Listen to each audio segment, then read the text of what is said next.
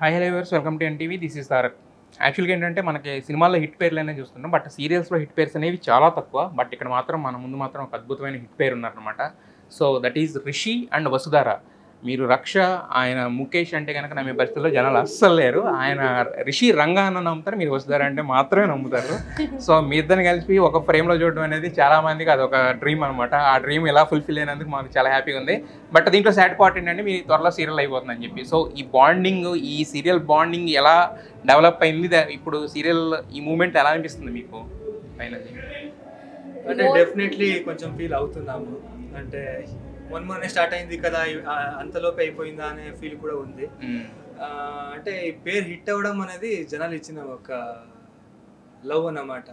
వాళ్ళ అలా ప్రేమ చూపించేందుకు ఈ రిషిధార అనే ఒక కపుల్ అనేది హిట్ అయింది.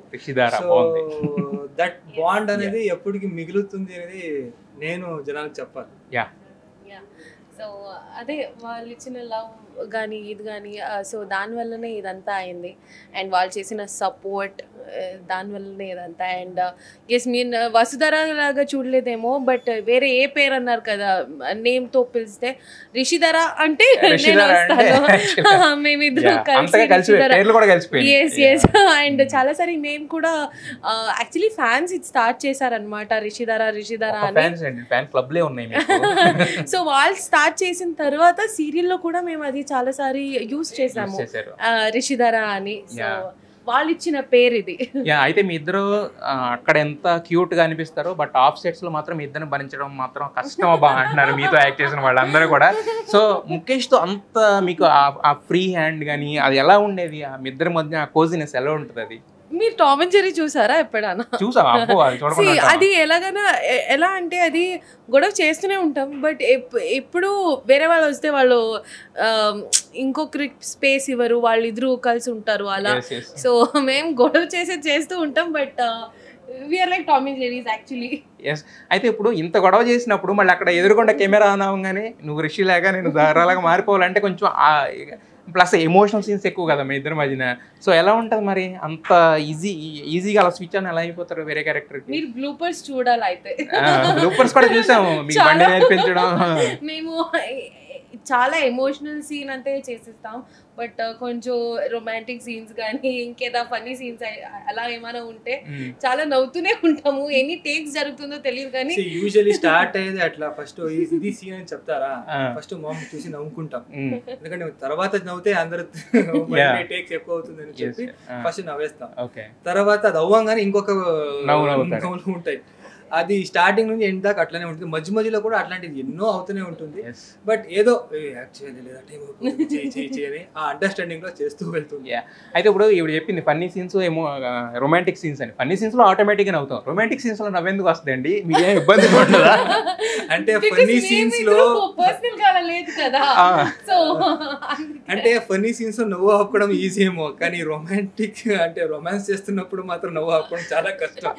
ఎస్పెషల్లీ తనకి నేనేదో ఓకే నేను కళ్ళలో కళ్ళు పెట్టి యాక్ట్ చేస్తుంటా అంటే ఆ రొమాంటిక్ అలా కనపడ నేను లోపల ఆలోచిస్తుంటా అలా నవ్వంగానే నా లోపు ఉన్న రొమాంటిక్ తనం అనేదే మర్చిపోతాను నేను.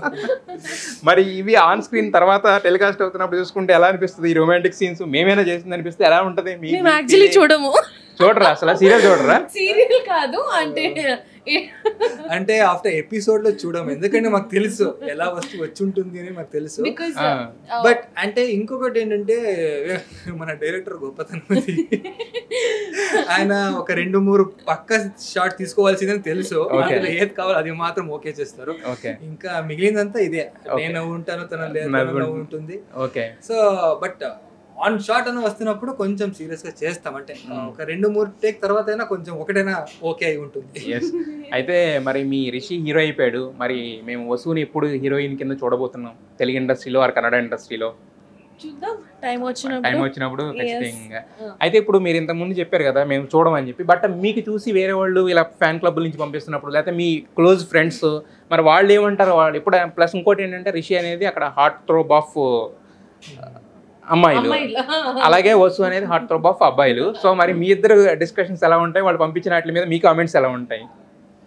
యాక్చువల్లీ కమెంట్స్ ఏం చేసుకోం మనం, అంటే బట్ పాజిటివ్ గా పాజిటివ్ అదే అదే అదే అంటున్నా. అది డిస్కస్ చేసుకోలేదు నేను Discuss ఎప్పుడు అంతగా చేసుకోము యాక్చువల్లీ. అంటే ఏంటంటే తెలుసు షూటింగ్ కి నా ఫ్యాన్స్ వస్తుంటారు, తన ఫ్యాన్స్ వస్తుంటారు, చూడాలని అనుకుంటా ఇద్దరు కలిపి ఫ్యాన్స్ వస్తుంటారు. సీరియల్ సెపరేట్ ఫ్యాన్ బేస్ ఉంది, ఇద్దరు కలిసి ఫ్యాన్ బేస్, సీరియల్ కి ఒక ఫ్యాన్ బేస్ ఉంది. సో అలా ఫ్యాన్ బేస్ అనేది డిపార్ట్మెంట్ చాలా ఎక్కువ ఉంది. ఎస్. అయితే ఇప్పుడు సాయి కిరణ్ గారు చెప్పారు ఒకసారి, వీళ్ళిద్దరూ ఉంటే కనుక సెట్స్ లో మా వల్ల కాదబ్బా వెళ్ళిపోవాలనిపిస్తుంది అని చెప్పి. అలాగే ఇంతకుముందు మా జగతి గారు కూడా అన్నారు. సో మరి మీ ఇద్దరికి ఏమనిపిస్తుంది? వాళ్ళందరూ అలా ఫ్రస్ట్రేట్ అవుతుంటే మీ ఇద్దరు టామ్ అండ్ జెర్రీ మధ్య కెమిస్ట్రీని చూసి. మేము చేసేది యాక్చువల్లీ నార్మల్ గా మేము చేసుకుంటూ ఉంటాం, స్లోలీగా అందరినీ ఇన్వాల్వ్ చేస్తూ ఉంటాము. చూడు ఇలా చేసాడు కదా, అలా చేసాడని అలా ఇన్వాల్వ్ చేస్తాను కానీ బట్ నాకేం అంత అలా అనిపించలేదు. బట్ గొడవ ఎక్కువగానే అంటే మనం చేస్తున్నది గొడవ కూడా అనిపించదు. అంటే ఏంటంటే నేను ఉన్నది ఎట్లా, నేనే కరెక్ట్, నేను ఉంటా, తను కూడా అట్టనే ఉంటుంది. సో అవతలికి అది కొంచెం గొడవ చేస్తున్నారు అనుకుంటారేమో, కానీ అది గొడవ కాదేమో. బట్ అయితే ఈ సీరియల్ లో విలన్ కింద ఉన్న సంగీత గారు మీరేంటి స్విగ్గీ ఆర్డర్స్ విపరీతంగా పెట్టేస్తారంట, దాని మీద రీసెర్చ్ చేస్తారంట. మరి మీకు ఎప్పుడన్నా మీకేమైనా షేర్ చేశారా లైఫ్ లో అలాంటి? కాదు కాదు, ఇది అబద్ధం. కేక్ కూడా ఇవ్వలేదు నాకు.